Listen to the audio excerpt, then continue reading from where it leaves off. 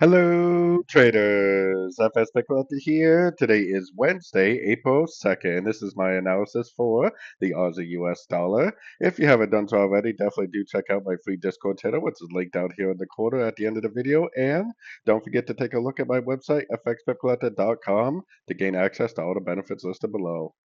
So, in a ways, the Aussie dollar has maintained a very impulsive movement up. This movement up right here is not overlapping at all. It is not corrective at all. So, therefore, it very likely is not a correction to the last wave down, but it is some sort of a reversal.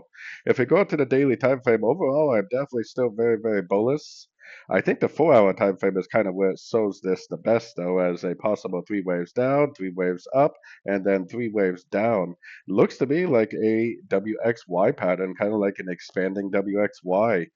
If it does respect this 78%, I mean, it could possibly change that. I mean, today is the tariff day, and we could expect to see lots and lots of volatility today. So definitely make sure you're using proper risk management.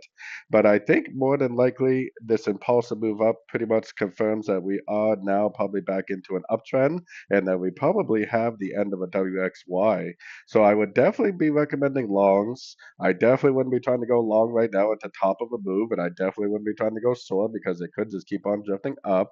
But if and when it does make a pullback, I would definitely be prepared to go long again for the continuation of the uptrend.